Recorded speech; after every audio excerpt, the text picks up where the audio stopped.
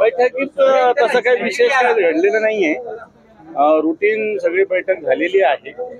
बाकी मला असं वाटतं पालकमंत्री किंवा कलेक्टर साहेब सगळे सांगतील.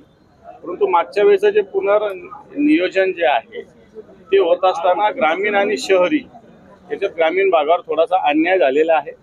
हा मुद्दा मी सभागृहाच्या निदर्शनास आणलेला आहे.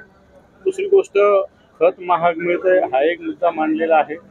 आणि तिसरी गोष्ट टँकरचं 100 कोटीचं टँकर 28 मेला निघालेलं आहे. त्यात काही जणांनी मुद्दा मांडला की ज्या गावात जलजीवन मिशनचे काम पूर्ण झाले तिथं टँकर देणार आहात का.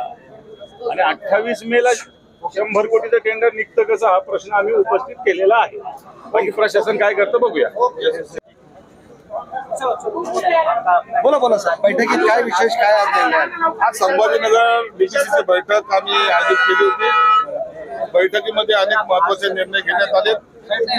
सर्वात महत्वाचा निर्णय घाटी मेडिकल कॉलेजमध्ये किंवा कॅन्सर रुग्णालयामध्ये जे पेशंट येतात ते अत्यंत गरीब कुटुंबातले असतात. त्या ठिकाणी त्यांना सिटी स्कॅन किंवा MRI करण्यासाठी सुद्धा पैसे उपलब्ध नसतात. म्हणून आजच्या घडीला ज्यांना ती जी काही फीस लागते कुठं 350 लागतात, कुठं 1800 रुपये लागतात, ती सर्व निम्मे करण्यात आलेली. 50% सवलतीमध्ये त्यांचा आता सिटी स्कॅन पण होणार, MRI पण होणार. आणि त्यांची जी काही रक्कम आहे जी रक्कम ती आम्ही आमच्या DPC मधून त्यांना वर्ग करणार आहोत. म्हणून रुग्णाला एक मोठा दिलासा द्यायचा आम्ही प्रयत्न केलेला आहे. दुसरा एक महत्वाचा निर्णय घेतला की या ठिकाणी ग्रामीण भागामध्ये स्मशानभूमीची अत्यंत दुरावस्था अनेक ठिकाणी पाहायला आली. अनेक तक्रारी त्याच्या प्राप्त होतात. म्हणून सर्व आमदारांना आम्ही आमच्यातर्फे सूचना दिलेल्या आहेत.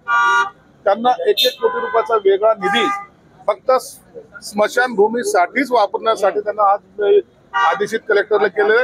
आणि तातडीनं ज्या ठिकाणी शेड नाही किंवा मृताची जी काही वितरणी होती त्यासाठी तो निधी आता तातडीने वितरित सुद्धा केलेला आहे. तिसरा महत्वाचा आहे की आम्ही या शहरामध्ये एक अभियान राबवणार आहोत ज्याला हा ग्रीन हरित संभाजीनगर हे नाव आम्ही त्याला दिलेलं आहे. म्हणून प्रत्येक डिपार्टमेंटचा अधिकारी, मग तो शाळा असेल, कॉलेज असतील किंवा विभागातला अधिकारी असेल, त्यांनी पूर्ण जिल्हाभर हे अभियान राबवायचं आहे. त्यामध्ये आमदार, मंत्री, खासदार हे सर्व सहभागी होतील. चौथा महत्वाचा निर्णय, आमचा वंदे मातरम सभागृह अनेक दिवसापासून बंद पडलेलं होतं. त्याच्याकडे अवघ्या 50 लाखासाठी त्याची दुरावस्था होत होती. त्याचा सर्व खर्च 50 लाखाचा हा आम्ही स्वतः उचललेला आहे. आणि ते सभागृह उद्याच्या नंतर कॉर्पोरेशनकडे कसं हस्तांतरित होईल त्या डिपार्टमेंटची मान्यता घेऊन त्याचा आम्ही आता पाठलाग सुरू केलेला आहे. आणि ते कॉर्पोरेशन यापुढे ते मेंटेन करेल. अनेक योजना ज्या गावामध्ये या पावसाळ्यामध्ये विजा पडून मृत्यूचं प्रमाण जास्त आहे, अनेकांचा मृत्यू झालेला आहे. आणि असे निवडक काही गावं आहेत त्या ठिकाणी सुद्धा तातडीने ते यंत्र जे आहे ते बसवण्याच्या सूचना त्यांना दिलेल्या आहेत. त्यासाठी 1 कोटी रुपयाचा निधी सुद्धा वितरित केलेला आहे. स्मारकाचा एक प्रश्न, संभाजी महाराजांच्या स्मारकाचा सुद्धा प्रश्न आमच्या एक सदस्यांनी उपस्थित केला. त्या संदर्भामध्ये निधी राखून ठेवण्यात येतील.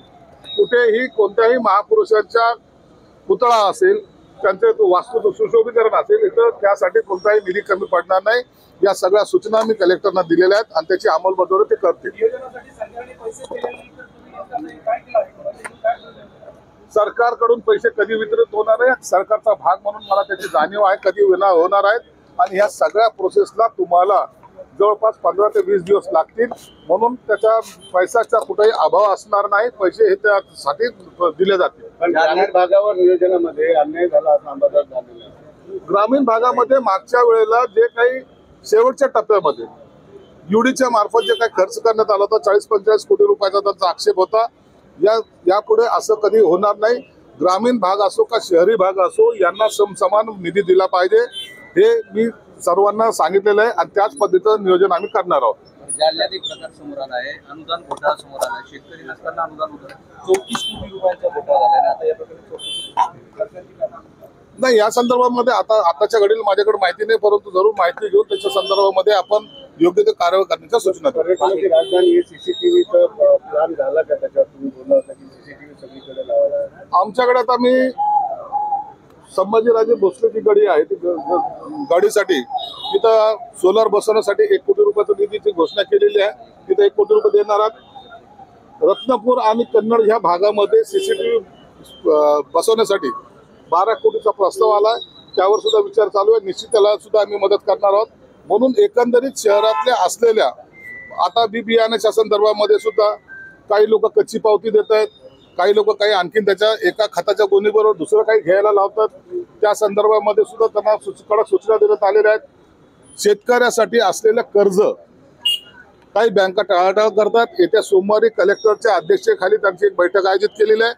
त्या बैठकीमध्ये सर्व बँक अधिकाऱ्यांना बोलून काय अडचणी आहेत त्या सुद्धा सोडवल्या जाणार आहेत. महापालिकेचं कर्ज झालं आहे तर महापालिकेचाही दोष आहे. म्हणजे सिद्धार्थ गार्डनचा त्यांनी 3 वेळा स्ट्रक्चरल ऑडिटचे आदेश दिले आणि त्यांनी स्ट्रक्चरल ऑडिट केलंच नाही आणि यांनीही दुर्लक्ष केलं. 2 लोकांचा हाकनाक बळी गेलाय आणि कालची घटना अत्यंत दुर्दैवी आहे. त्याचं कोणी समर्थन करणार नाही, परंतु याला जे जबाबदार आहे त्याला सोडणार सुद्धा नाही. महापालिकेतले अधिकारी पण, महानगरपालिकेतले अधिकारी सुद्धा आणि ठेकेदार सुद्धा जोही जबाबदार असेल त्याच्यावर गंभीर स्वरूपाचा गुन्हा दाखल केला जाईल. ठेकेदारावरच फक्त गुन्हा दाखल केला नाही असं नाही. जोही त्या ठेकेदारांनी बांधलं म्हणून त्या कॉर्पोरेशनच्या अधिकाऱ्यांनी पाहायचंच नाहीये असं तर त्याचा भाग नाही. सुपरविजन हे कॉर्पोरेशनचा अधिकारी करत असतो, म्हणून त्याची सुद्धा जबाबदारी तेवढीच असते. म्हणून जो कोणी जबाबदार असेल त्याच्यावर गुन्हा दाखल केला जाईल. निश्चित 7 दिवसामध्ये त्याचा अहवाल आमच्या समोर येणार आहे. भाजपने आंदोलन सुरू आहे त्याला धरून राज्य सचिव म्हटले की बच्चू कडू सरकार दुर्लक्ष करते तर सरकारला सोडवायची वेळ आहे. आता हे आंदोलनाचा भाग आहे. आंदोलनामध्ये अशा सगळ्या घोषणा किंवा अशी वाक्य वापरले जातात, परंतु शेतकऱ्यांच्यासाठी केलेल्या कोणते आंदोलन असेल त्याचं शासन गंभीरतेने लक्ष देत असते आणि त्याचं कॉग्निझन घेऊन योग्य तो त्यांना न्याय द्यायचा प्रयत्न करतो. भाजपचा एकलाचा दौरे सुरू आहे. जी लोकांमागे मोठी संख्या आहे म्हणजे 50,000 40,000 लोक ज्यांच्या मागे आहेत त्यांना भाजप आपल्या पक्षात घेण्यासाठी